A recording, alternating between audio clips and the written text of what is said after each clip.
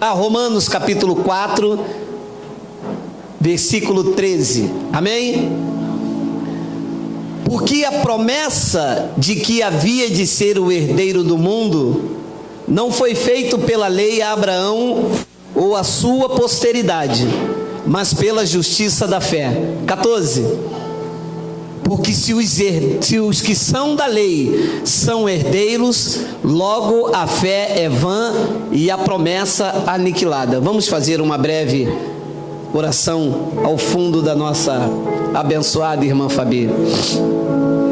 Senhor, que honra, que privilégio servir-te no ministério do Espírito, aonde toda honra e toda glória te pertence, aonde não há intervenção humana, aonde não é o braço da nossa carne, mas é o segundo o teu querer e o teu realizar. Nesta manhã eu te peço que tu vá nos conduzindo pelo teu Espírito, nos guiando em toda a verdade que será revelada, e esta verdade em nós nos libertará. Este é o intuito, este é o propósito, e eu te peço uma vez mais que tu me uses para a glória de Deus, e todo o povo de Deus diga amém. Amém. Obrigado, Fabi. Glória a Deus, glória a Deus. O tema da nossa mensagem é um tema conflitante. O tema é: a fé com obras é morta. E eu vou repetir: a fé com obras é morta. Durante muitos anos, a tradição evangélica se prevaleceu de um versículo, e em cima deste versículo ela reforçou a sua teologia sacrificial. A tradição evangélica se utilizou do que Tiago disse, que a fé sem obras é morta, e gerou-se então na mente das pessoas que elas deveriam ter uma vida sacrificial. E eu protesto, porque a fé, se ela tiver obras, ela está morta. E eu vou lhe pedir que você abra o seu coração, porque o que você vai ouvir vai mudar a sua vida. Mas é preciso que você não venha com o coração fechado. É necessário que você abra o coração para a revelação da graça de Deus, e ela te saltará aos olhos e te libertará do sistema religioso. Esta é uma manhã das grandezas de Deus. Esta é uma manhã da revelação da graça de Deus. Esta é uma manhã do novo pacto. E olha o que disse o apóstolo Paulo, que é o apóstolo dos gentios. Nós somos os gentios. Coloca para mim o 13, Miguel. Porque a promessa de que havia de ser herdeiro do mundo não foi feita pela lei a Abraão. A lei a que se refere aqui é a lei de Moisés. Não é a lei dos homens, como um dos pastores disse para o Romano. Que quando o Romano disse, nós temos que viver não mais pela lei, ele disse, é verdade. Porque a lei dos homens aí é corrupta. Você não vê, Romano, como é que está o Estado? Esta lei não serve mesmo, Romano. Nós temos que viver pela graça. A lei aqui é a lei de Moisés, que está dentro das igrejas, sem o povo saber. Porque os pastores não querem explicar ao povo. Então olha o que Paulo diz. Porque a promessa de que havia de ser herdeiro do mundo não foi feita pela lei Abraão ou a sua posteridade, mas foi feita pela justiça da fé. 14, preste atenção. O que diz esta palavra? Porque se os que são da lei são herdeiros, a fé é o quê? Vã. E a promessa feita está aniquilada, é nula. Ora, se eu estou envolvido com a lei de Moisés, e se a lei de Moisés está inserida na minha vida, a fé é vã. Ora, se a fé é vã, a fé é morta. E é por isso que eu protesto e digo que se a fé tiver obras da lei, é uma fé que está morta. Diante de Deus não vale nada. E a fé que vem acompanhada com uma promessa de ser herdeiro do mundo, diz que esta promessa também está aniquilada, se tiver obras da lei. Mas Paulo diz algo no versículo de número 15: porque a lei opera a ira. Agora, onde não há lei, também não há transgressão. Tem o 16, portanto, é pela fé para que seja segundo a graça, a fim de que a promessa seja firme a toda a posteridade, não somente a que é da lei, mas também a que é da fé, que teve Abraão, o qual é todos nós. Então é pela fé para que seja segundo a graça, não é pelas obras. Ora, para que seja segundo a graça, não pode ser pelas obras. É claro, está claro para os senhores? Porque é isso que diz o apóstolo. Portanto, é pela fé para que seja segundo a graça, não é pelas obras. Olha o que ele diz, Romanos 11:6. Mas se é por graça, já não é pelas obras. Mano, ou é graça ou é obra. E a igreja quer fazer uma obra que Deus não aprova. A igreja quer salvar quem Deus rejeitou, e a igreja quer rejeitar quem Deus acolheu. São obras desnecessárias. Mas se é por graça, já não é pelas obras. De outra maneira, a graça já não é graça. Se porém é pelas obras, já não é mais graça. De outra maneira, a obra já não é obra.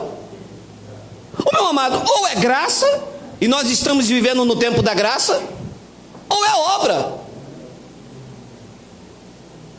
Pastor, mas a igreja não tem que fazer obra? Não. A igreja tem que andar nas obras que Deus preparou de antemão, e só descobre isso quando o evangelho chega na sua vida.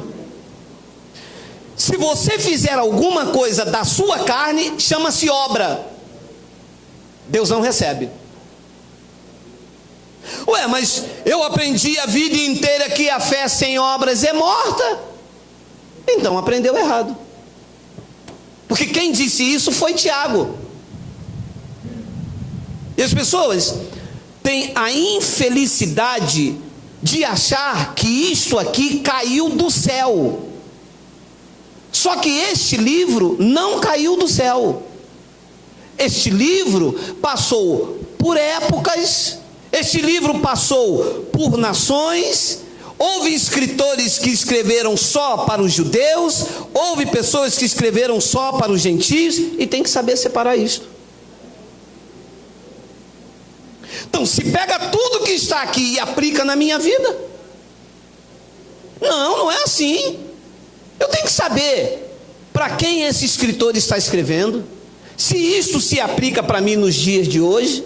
Porque o que eu vejo aí é um povo gentio sendo judaizante, um povo que deveria viver de uma forma e está vivendo de outra. Mas foi esse o embate de Paulo quando ele chegou em Jerusalém e viu Pedro que era o apóstolo da circuncisão da lei, das obras, tentando fazer com que os gentios fossem judeus. E Paulo repreendeu na frente de todo mundo. E Paulo disse: Pedro, como sendo tu judeus, querem obrigar os gentios a viver como os judeus? Os pastores querem obrigar nós, gentios, a viver como judeus. Mas eu não tenho que viver como judeu. Eu não tenho que usar quipá. Eu não tenho que colocar candelabro. Eu não tenho que colocar bandeira de Israel. Se eu colocasse uma bandeira aqui, não seria nem a do Brasil, porque o Brasil não é a minha pátria. A minha pátria é a celestial. Então, não pode ser por obras. Quem veio com esse assunto de que a fé sem obras é morta, foi Tiago. E Tiago não escreveu para a igreja. Coloca aí Tiago, capítulo 1, versículo 1. Tiago, servo de Deus e do Senhor Jesus Cristo, as 12 tribos que andam dispersas. Saúde. Tiago está escrevendo para a igreja ou está escrevendo para as 12 tribos? Para 12 tribos. Quem faz parte das 12 tribos de Israel, diga: Abba, Pai. Ninguém. Não, antes que alguém responde, meu irmão. Antes que alguém responde. Responde aí na internet, não. Tiago está escrevendo para as 12 tribos que estavam dispersas. Ora, e eu tenho falado isso reiteradas vezes, e vou falar mais uma vez. Se eu escrever uma carta para minha esposa dizendo: minha esposa, hoje eu quero comer mocotó, saúde, um abraço, beijo, fui, tchau. Essa carta cai na sua mão, se aplica a algum dos senhores? Não. Eu não estou pedindo nada a você. Essa carta é para minha esposa. Você pode olhar e falar: caramba, olha lá, hein? Olha ele, por isso que ele está pançudo, ele come mocotó lá. É o que está acontecendo aqui, gente. Tiago não está escrevendo para a igreja. Tiago está escrevendo para quem vivia nas 12 tribos. O conteúdo desta carta se aplica aos judeus. Então Tiago escreveu aos judeus o seguinte assunto que os pastores aplicam na igreja. Olha lá, Tiago capítulo 2. Meus irmãos quem? Os gentios? Meus irmãos quem? Quem andavam nas 12 tribos dispersas. Meus irmãos, que aproveita se alguém disser que tem fé e não tiver as obras? Porventura a fé pode salvá-lo? Você imagina um pregador falar isso para mim? O que ele está querendo dizer aqui, meus amados, é que eu só vou ser salvo se eu tiver alguma obra sacrificial. Se eu jejuar, se eu dar o dízimo, porque os judeus faziam isso. Olha a pergunta, se um pregador desse é confiável hoje na graça de Deus.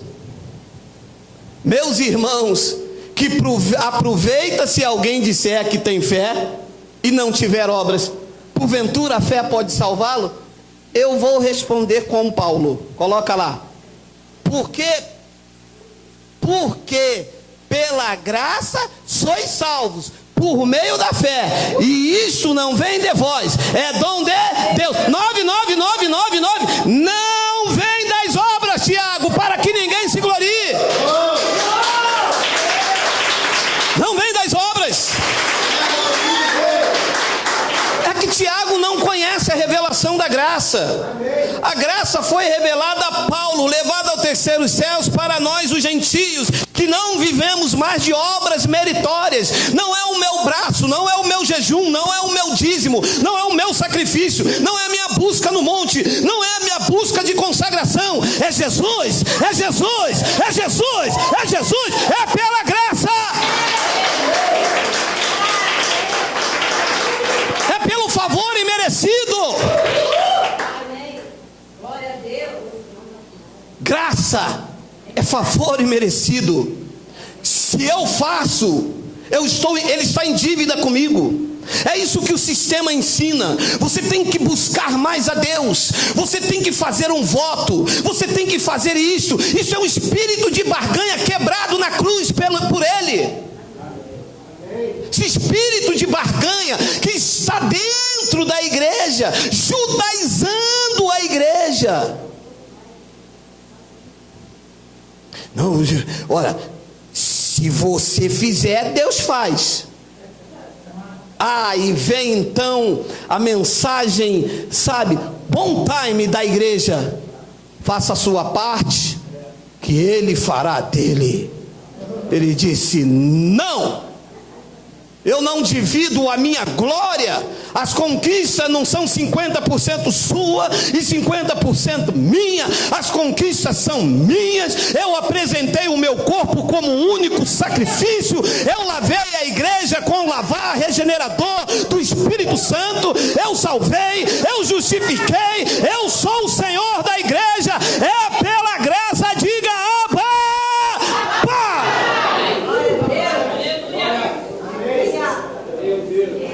se Ele divide a sua glória, se eu tive que fazer 50%, eu estava morto, minha irmã, nos meus pecados e nos meus delitos. Eu não tinha como buscá-lo, ninguém entendia, ninguém buscava, não havia um justo, nenhum sequer, e Ele mesmo foi a minha direção, deixou 99 no aprisco e foi atrás de você, até te encontrar. Ele venceu, o Rei está vivo.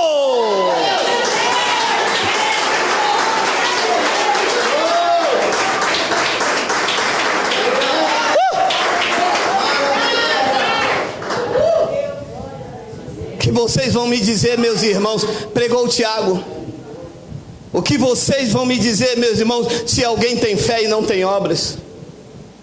Se nós temos fé, Tiago, nós temos fé para acreditar, Tiago, que com uma única oferta Ele nos aperfeiçoou para sempre.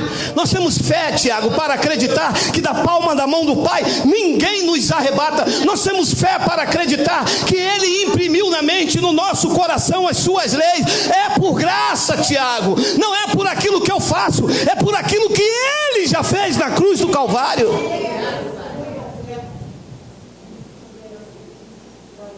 Não vem das obras para que ninguém se glorie. Se tiver obra, tem glória humana.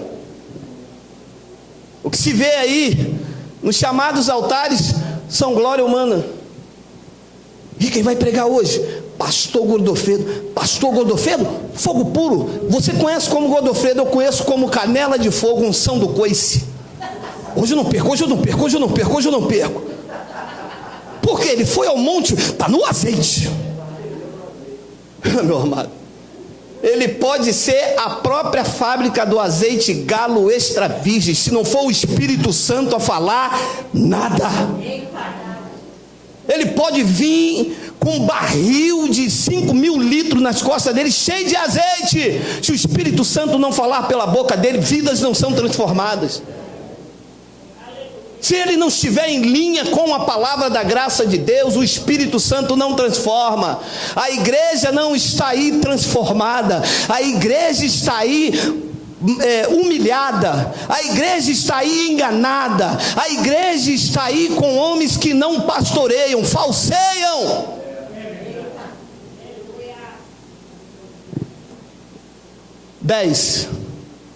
Porque somos feituras suas, criados em Cristo Jesus para as boas obras que o pastor mandou fazer, que o pastor mandou eu fazer, as quais Deus preparou para que andássemos nela. E esta aqui é uma. Esta é uma das obras da graça, não é minha. Não estou aqui para mandar você fazer isso, mandar fazer aquilo. É o Espírito que testifica em você. É o Espírito que sabe, que mostra, que apacenta, que guia. Você vê a expressão? Meu amado, essa expressão de Tiago, volta para mim, por favor, com toda educação. Bota lá o que esse homem teve. Claro, não disse a nós, né? Então há de se considerar que ele estava pregando para um povo que vivia mesmo das obras da lei. Mas se mistura isso nas igrejas hoje. Olha a pergunta que esse cara fez. Mas, meus irmãos, que aproveita se alguém disser que tem fé e não tiver as obras? Porventura a fé pode salvá-lo? A fé salva ou não salva? Salva. Já salvou. Então, se tiver obras, traz glória humana, obras meritórias. A igreja aí fora da revelação da graça de Deus, vive de obras meritórias. E quando passa um aperto, a primeira coisa é colocar Deus dentro de um quarto escuro, virado na parede, e falar: e aí, Deus, não mandou fazer prova de você? Eu dou dízimo, e agora? Como é que fica? Sou tua serva, Jeová.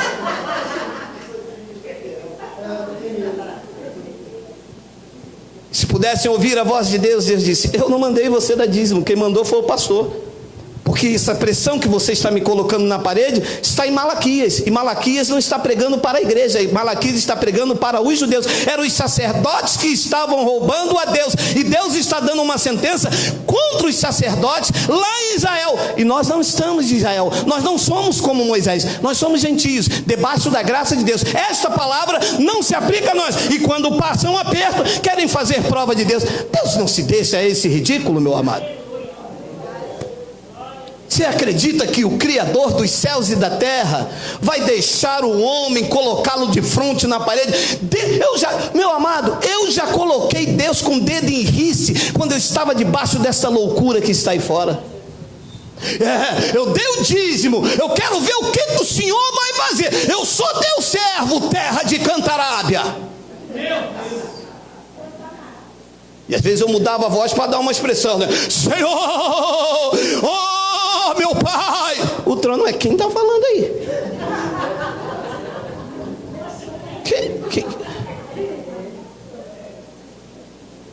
Hoje, se o pão não vir, meu irmão, glória a Deus.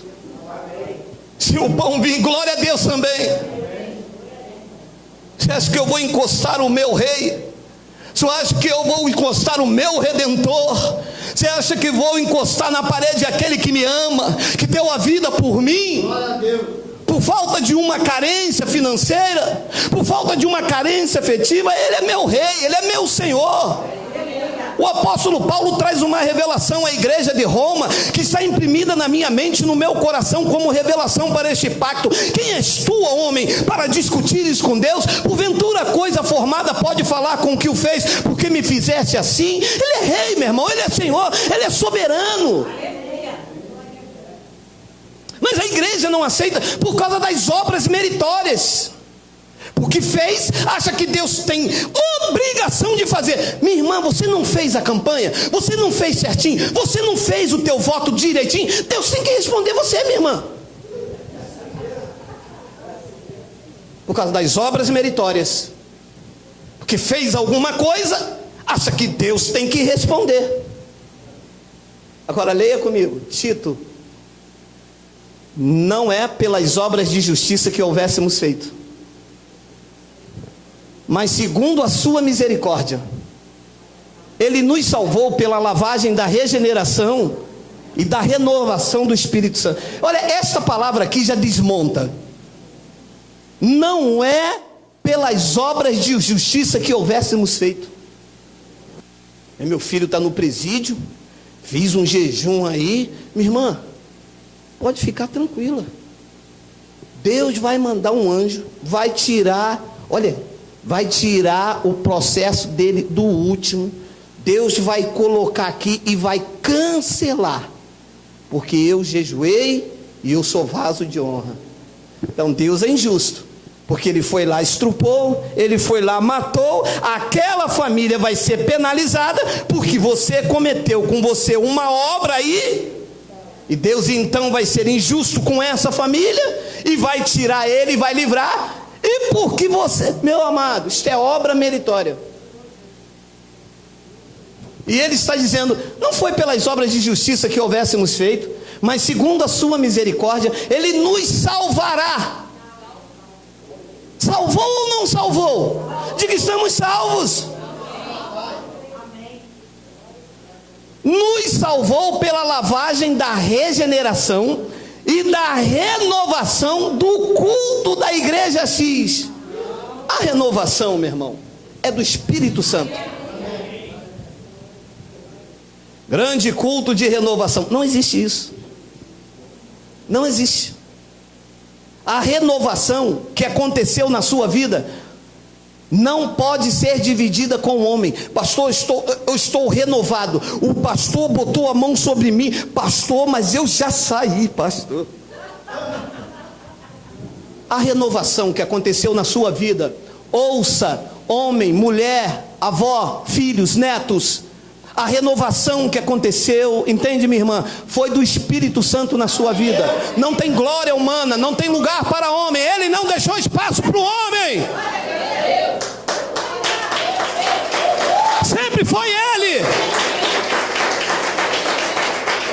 Ele não recebe. Isso é glória humana, isso é obra meritória. E ele diz claramente no versículo 6, olha lá, coloca o 6 por favor, que abundantemente ele derramou sobre nós por Jesus Cristo. Abundantemente ele derramou sobre nós por Jesus Cristo, nosso Salvador. 7, para que sendo justificado pela obra, sendo justificado pela graça, sejamos feito gafanhoto, pó da terra, miserável, o preto velho. Diga, eu fui feito herdeiro de Deus. Não foi por obras, não foi pelo teu sacrifício, não foi pelo teu jejum, não foi pela campanha do pastor Manassés, não foi pela campanha do pastor Levi, não foi pela campanha do pastor José, não foi pela campanha de Moisés, foi pela graça, foi pela graça, foi pela graça, foi pela graça. Para que sendo justificado pela sua graça, sejamos feitos herdeiros segundo a esperança da vida eterna. 8, fiel é a palavra. Se os crentes soubessem disso. Fiel é a palavra, e eu estou preso a ela, amarrado a ela. Quem me salvou, quem me libertou, quem me justificou, não foi um culto de libertação, não foi a oração de um homem, não foi o joelho da missionária. Quem me justificou foi a bendita graça do Senhor Jesus Cristo, que me colocou de pé diante da vida e dos homens. Diga, Abba, Pai. Aleluia. Se é fiel, meu amado. Fiel é a palavra, e isto quero que deveras afirmes. Para os que creem em Deus, procurem aplicar-se às boas obras. Não são obras más, não são obras da lei, não são obras mortas, não são obras meritórias, obras, boas obras. Essas coisas são boas e proveitosas aos homens, para os que creem em Deus. Boas obras são as obras que Deus preparou de antemão, que nós estamos andando nela. Essas não são obras mortas. Sabe o que a igreja diz? Faz um jejum para você ter mais intimidade com Deus. Mas Ele já mora em mim.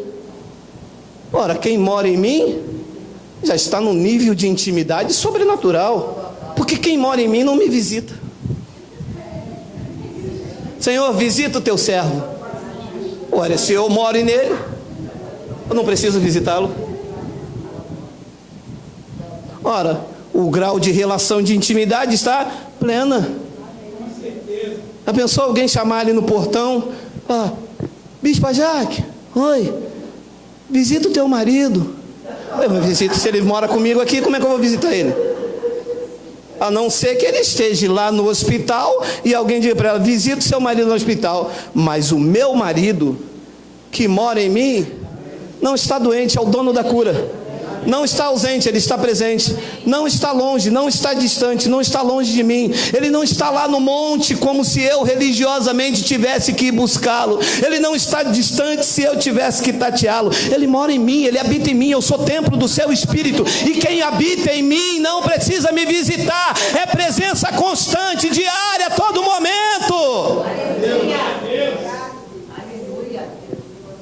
Hebreus 9:13 diz isso, olha só. Porque se o sangue dos touros e do bodes e a cinza de uma novilha esparzida sobre os imundos os santifica quanto à purificação da carne, segura aí, olha como era o tempo das obras da lei. O homem pecava, e o sangue de touros e de bodes o purificavam. Quando Jesus, nos dias de sua carne, fazia uma cura, e ele fazia pela fé. Lembra? Quando uma mulher foi curada do fluxo de sangue, ele perguntou aos discípulos, sabendo, né? Quem me tocou? Ele estava querendo quebrar esta paranoia de precisa alguém tocar. Porque a igreja acredita que o pastor tem que botar a mão, tem que ungir a chave, tem que consagrar. O pastor, meu irmão, o pastor tocar a mão na chave do meu carro é assaltado ali na esquina.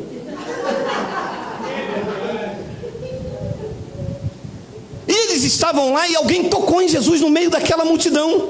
Ele querendo quebrar esta paranoia da obra meritória, ele disse, alguém me tocou.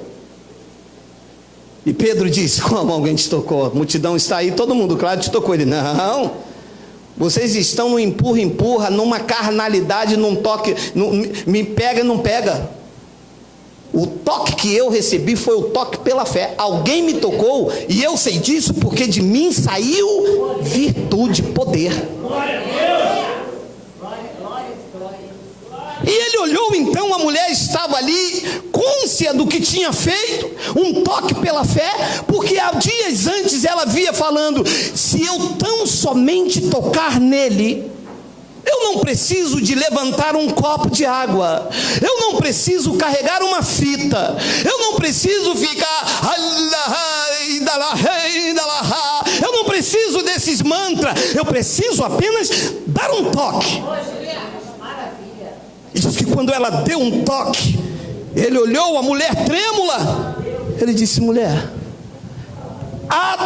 não fui eu não quero glória, eu ainda estou em carne, glória é para o que virá depois de mim, ele me glorificará, mas vai, porque a tua fé te salvou, porque não é por obras, é pela fé. Você pode bater a cabeça aqui, ficar com fome de hoje até o próximo domingo, não acontece nada. Você pode levantar aqui e falar, eu sou um herdeiro, o céu move a teu favor, porque isto é andar numa atitude de fé.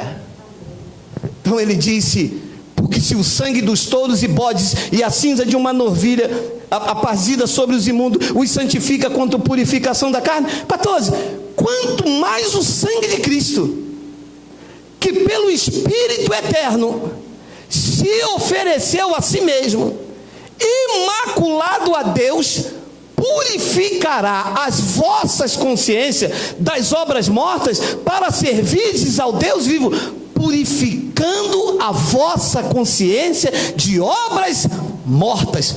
O que é uma obra morta? É algo que se faz hoje na igreja, que perante o sacrifício absoluto de Cristo, não tem mais valor, porque Ele já fez na cruz.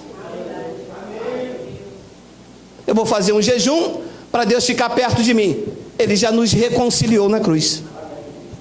Eu vou fazer um jejum, para ter poder. Na cruz do Calvário, a palavra veio até nós, e Paulo pregou em Roma, que o evangelho é o poder não é pular, não é saltar, não é rodar, não é ir o monte. O poder é quando se acredita no evangelho. Então são obras mortas. Está fazendo algo que Cristo já fez, está querendo praticar algo que já não tem mais valor algum neste pacto. E ele sempre tentou quebrar isto, mas o mundo não entende. A igreja lançou uma teologia chamada a teologia da prosperidade, que gera uma barganha com Deus. Toma lá da cá. Se você faz, Deus faz. Se você não faz, Deus não faz. Então Deus fica moldado às suas obras. Mas a irmã quer ter como, se a irmã não buscou? Como é que a irmã quer ir se a irmã quebrou a campanha? A irmã é dizimista. Se a irmã é dizimista, como é que a irmã quer ter vitória? Você quer vitória, minha irmã? Vai chorando, geme e chora.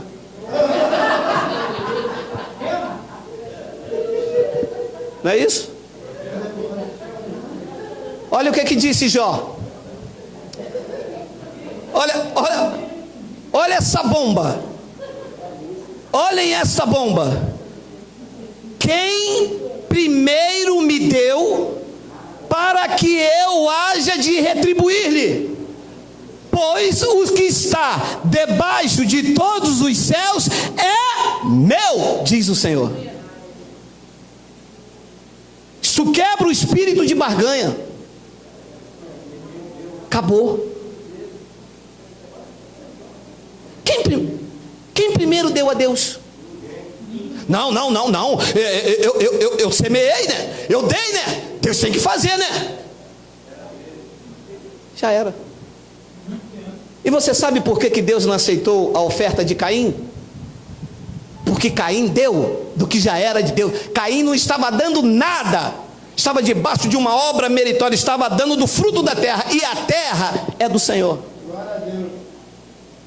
Ele se alegrou da oferta de Abel, que Abel pegou amor pelos bichos que Deus deu a Abel para cuidar. Abel tirou do que Deus deixou para cuidar. Ele tinha amor, ele tinha cuidado, ele tinha zelo, ele tinha graça. Aquilo doía em Abel, ter que tirar uma lã para entregar a Deus. Doía nele primeiro. E este sentimento incomoda o coração do pai. Caim estava dando daquilo que já pertencia. Não tinha amor, não tinha cuidado, não tinha zelo. Que quem cuidava, quem lavrava a terra era o próprio Deus. E Deus está dizendo pela boca de Jó: quem primeiro me deu? Quem aqui, eu quero que alguém me diga, quem aqui primeiro deu a Deus? Se todos vocês estavam mortos e delitos nos vossos pecados. Quem foi que quando estava na prostituição? Quem foi que quando estava lá no mundo, nas drogas, no álcool? Quem? Aponte-me um justo. Quem? Não há um sequer. Quem primeiro deu a ele para que eu haja de retribuir? Deus está dizendo: a quem eu estou devendo? A quem? Eu estou devendo a quem aqui, hein? Aí o pastor, né, disse assim: aquele lá, ó, que fez o voto da prosperidade, até hoje o Senhor não abençoou. Isto aqui purifica as nossas consciências de obras mortas. A partir de hoje, não adianta você fazer nada, porque Ele já fez tudo, e Ele quer que você acredite naquilo que Ele fez, e fez bem feito. Quer que você confesse o Evangelho, quer que você viva uma vida de fé na conquista da cruz, de fé no que o Evangelho diz a teu respeito, de fé naquilo que o Pai já preparou para você. Isso é uma vida de fé, não é uma vida de sacrifício. Deus não recebe sacrifício humano. Espera aí, pastor, Deus não quer o meu sacrifício? Entrei na igreja errada. Não recebe. Ué, mas como é que Abraão deu o sacrifício? Mas Deus não concluiu. Abraão voltou com o seu sacrifício. A igreja pede o teu sacrifício, e o sacrifício fica lá. E depois vira viagem, vira jantares, viram orgia para os pastores se deleitarem como nódias nos seus banquetes à plena luz do dia. Deus não recebe sacrifício de homens. E eu vou provar. Coloca aí Oséias 6,6. Porque eu quero a misericórdia e não sacrifício. Deus quer o conhecimento de Deus mais do que os holocaustos. Eles fizeram diferente. Eles estão dando ao povo sacrifício e conhecimento zero. A palavra é clara, meu irmão. Porque eu quero a misericórdia e não o sacrifício. Diga: Deus não quer sacrifício. Mateus 9,13. Ide, porém, e aprendei o que significa misericórdia quero, e não o sacrifício, porque eu não vim chamar os justos, mas os pecadores ao arrependimento. O justo quer viver das suas obras. Os justificados vivem da graça.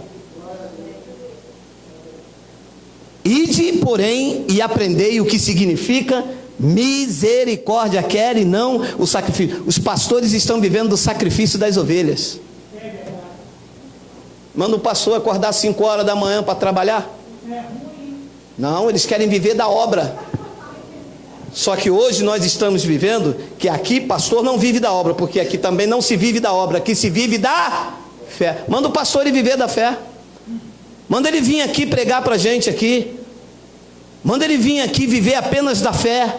Acordar semana que vem com uma conta para pagar, não ser pesado aos irmãos, não explorar, não tomar dinheiro e ver Deus abrir portas inimagináveis. Isso é viver da fé. E dando um passo sem saber aonde vai dar. E a cada momento que você vai dando um passo, Deus vai dando, colocando um degrau, colocando outro. Ele chamou Abraão: Abraão, vem para uma terra que eu ainda vou te mostrar. Isso é viver por fé. Quando ele deu um sonho a José, ele não mostrou a José como seria. A cada passo que José dava em direção ao seu sonho, as situações eram contrárias àquilo que José acreditava como revelação de Deus. Mas José vivia pela fé, e a cada passo que algo ia em sua direção, Deus ia abonando a conduta de José. Um dia a mulher de Potifar agarrou José para que ele se deitasse com ela. Se José se deita, era mais um adúltero, mais alguém pervertido. Mas José disse: como eu vou pecar contra o meu Deus? Eu tenho um sonho, eu tenho um foco, e aquele que fez a promessa em mim é fiel. Isso é viver por fé.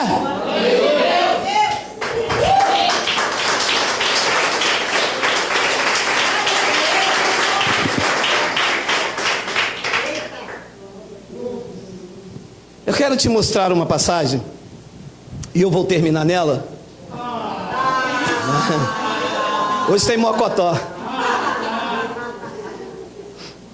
Eu quero te mostrar, com os teus olhos iluminados, como é viver das obras e viver pela fé. Lucas capítulo 7, pode ir. Lucas 7:1. E depois de concluir todos esses discursos perante o povo, Jesus de Nazaré entrou em Cafarnaum. Ele tinha feito um grande discurso, e ele entra então na cidade de Cafarnaum. Olha só o que vai acontecer aqui. 2. E o servo de um certo... Preste atenção, hein? E o servo de um certo centurião, a quem muito estimava, estava doente e moribundo. 3. E quando ouviu falar de Jesus, enviou-lhe uns anciãos dos judeus, rogando-lhe que viesse curar o seu servo. Segura que eu vou explicar, que é lindo isso aqui. Diz então que ele tinha um servo e ele estava moribundo, morrendo.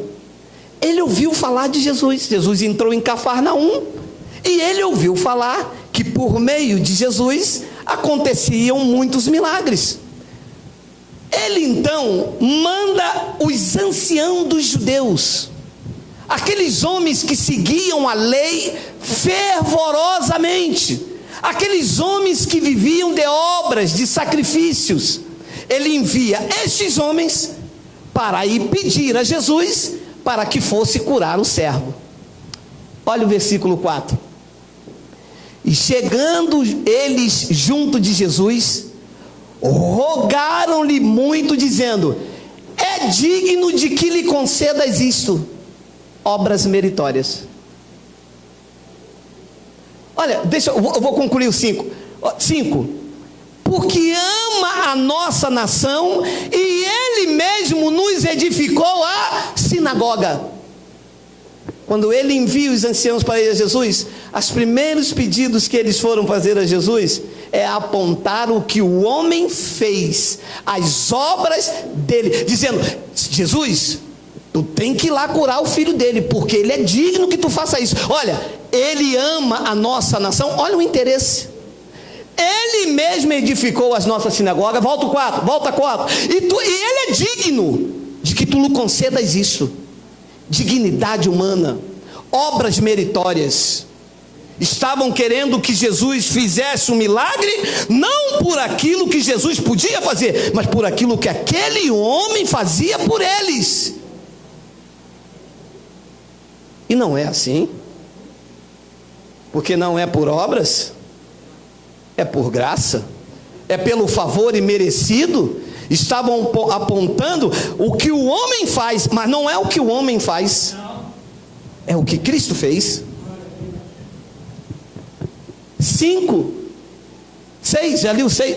E foi Jesus com eles, mas quando estava perto da casa, o centurião enviou-lhe uns amigos. Pronto, me deu um estalo. Ele mudou de mensagem. Ele mandou os anciãos com obras meritórias. Mas Jesus estava longe da sua casa. Jesus estava longe do seu coração. Jesus estava longe da sua vida. Mas diz que quando Jesus estava perto da casa, ele tira os anciãos e manda os amigos. Quando Jesus chega perto da casa, a mensagem tem que mudar. A soberba tem que cair por terra. O orgulho tem que sair. As obras meritórias perdem o valor. A dignidade humana é nula. Quando Jesus se aproxima da nossa casa, da nossa vida e do nosso coração, quem tem que ir não são os anciões, não são os judeus, não é a lei, são os amigos, são os que vivem em graça, são os que têm a revelação, são aqueles que conhecem o pacto da graça de Deus. E diz que quando Jesus estava perto da casa, ele enviou-lhe o centurião, os amigos, dizendo: Senhor, já muda. A confissão é outra. Não te incomodes, porque eu não sou digno. Oi, os judeus disseram que era. Mas Jesus estava longe da casa. Jesus estava longe da vida. Jesus estava distante daquela convivência. Quando Jesus ia se aproximando, o coração tem que arder. Quando Jesus entrou na minha vida, a glória humana saiu, a soberba saiu, o título saiu, o status saiu, a pompa saiu. Eu desapareci e Ele cresceu na minha vida. Não, quem tem que pregar é o pastor Geraldo. Eu tenho que pregar porque eu fiz teologia. Eu tenho que pregar porque eu sou pastor presidente. Eu tenho que pregar porque eu sou o cara. Eu tenho. Mas isso, ele vivia longe de mim. Eu honrava com os lábios, mas o meu coração estava longe dele. Eu queria glória humana. Eu queria ser reconhecido. Eu queria que as pessoas chegassem aos meus pés. Eu queria orar a multidão no final do culto. Mas quando ele chegou na minha vida, quando essa graça maravilhosa dilacerou as entranhas, entrou na divisão da alma e do meu espírito, a mensagem mudou. Eu disse: Senhor, Tu és soberano, é melhor que Tu cresça e que eu diminua.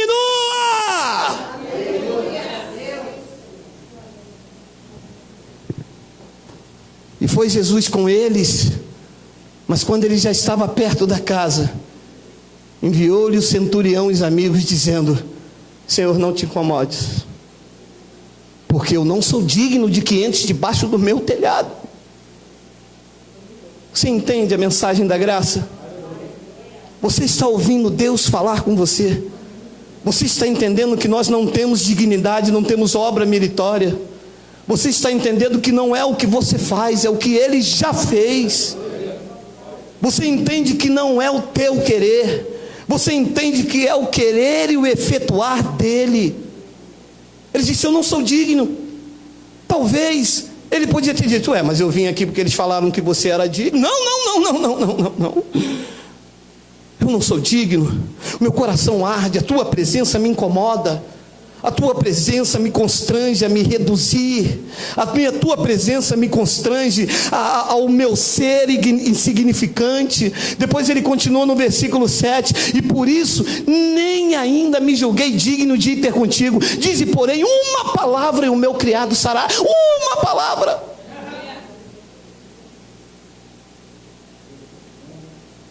E os pastores escrevem um script inteiro.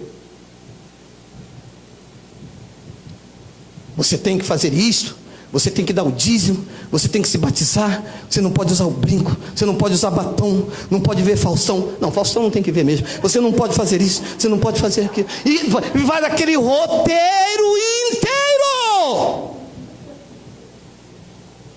de uma falsa santidade, de uma falsa transformação, que só transforma por fora.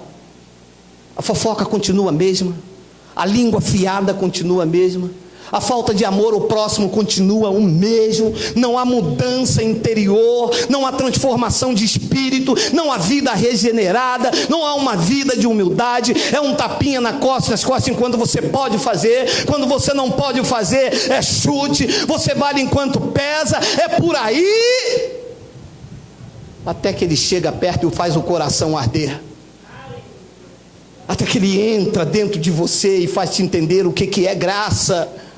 Graça não é apenas um conhecimento, não é apenas um fragmento teológico.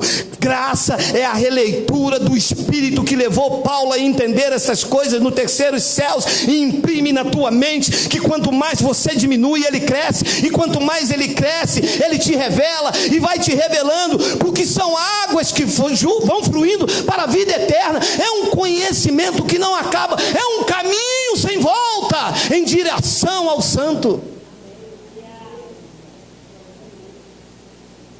Eu não sou digno, Senhor. Mas me disseram que tu eras, e eu vim aqui porque tu é digno. Não. Eu não sou digno que tu entres nem debaixo do meu telhado. Tu és santo demais. Mas eu quero apenas que tu diz uma palavra, sem manobra, sem engano, sem teologia de prosperidade. Uma palavra que tu liberares sobre a minha família esta manhã, a minha família será curada, porque isto é graça. Uma única palavra liberada nesta manhã, o teu filho viverá.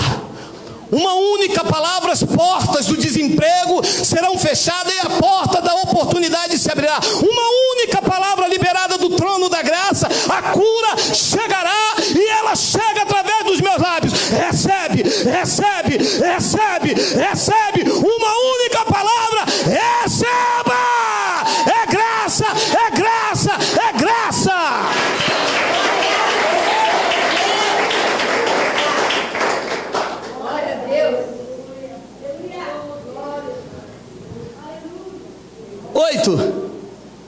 Porque eu também sou homem sujeito. Ele vai reconhecendo a soberania, meu amado. Ele descobre que não era nada daquilo que os anciãos estavam falando que ele tinha, que saciaria a alma dele. Ele descobre que a mensagem dos primeiros pregadores, dos anciãos, estavam deturpando a sua sede, a sede de justiça que só Jesus poderia lhe dar. Havia um vazio, e ele acredita que eram os anciãos, que eram os judeus, eram os homens de quipá, eram os homens do pergaminho, eram os homens de terno, eram os púlpitos pastorais. Depois ele descobre que era ele e Deus. Descobre que entre ele e Deus, era ele que tinha que reconhecer aquela soberania. Ele muda, ele envia os amigos.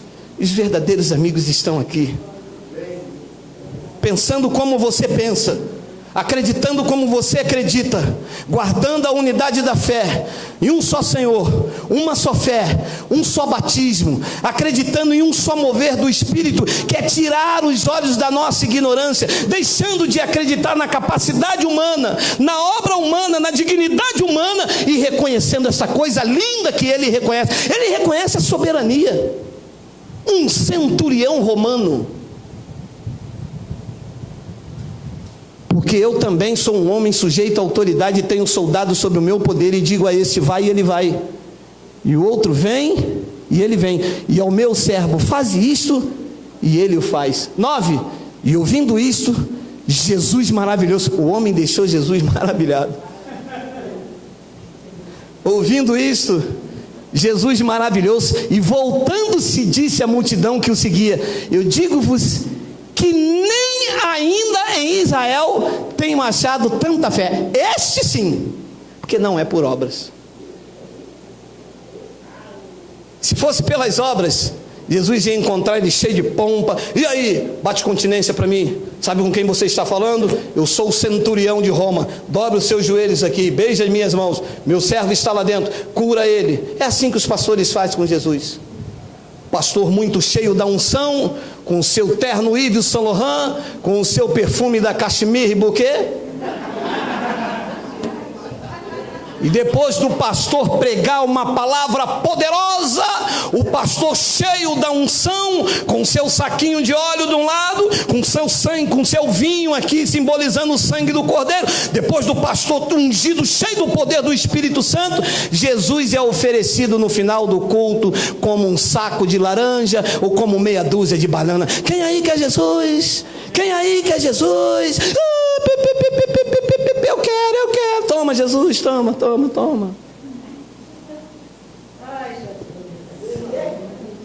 Eu também sou homem sujeito à autoridade, mas sobre a tua autoridade eu me lanço. Eu sou um centurião romano, mas tu és o general de todas as batalhas. Eu tenho um homem sobre o meu comando, mas sobre o teu comando está a eternidade. Eu quero que tu liberes uma só palavra, e o meu filho viverá. A palavra já foi liberada sobre a tua vida. Em todas as coisas tu és mais do que vencedor. Ainda que tentem te derrubar da posição que Cristo te colocou, eu digo na unção do Espírito Santo sobre a tua vida esta manhã, daí ninguém te derruba. Aquele que colocou de pé te sustentará até o dia de Cristo Jesus. Sabe por quê? Porque não depende de quem quer e nem de quem corre, mas de Deus usar da sua misericórdia. Assim seja. Assim disse o Espírito da graça de Deus. Vamos nos colocar de pé, por favor.